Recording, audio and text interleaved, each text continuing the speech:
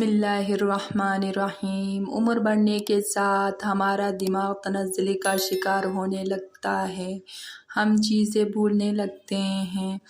اگرچہ بڑھاپے کے عمل کو واپسی کا راستہ دکھانا تو ممکن نہیں، مگر اپنے ذہن کو ضرور ہم ہر عمر کے مطابق فٹ رکھ سکتے ہیں۔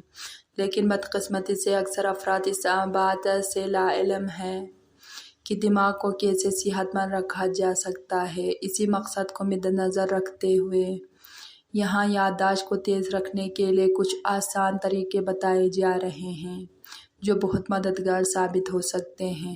دماغی گیمز یادداشت کو بہتر بنانے کے لیے بہت فائدہ مند ہے۔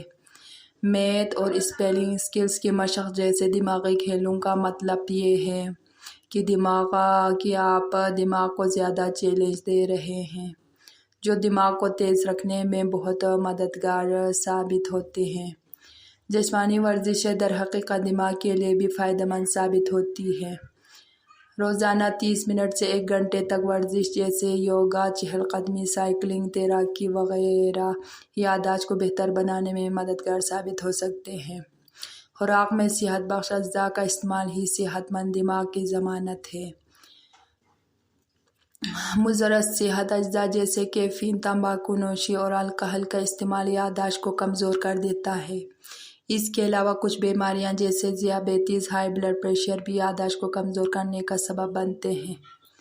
اس لیے ایسی خوراک کا استعمال کریں جو مضر صحت نہ ہو۔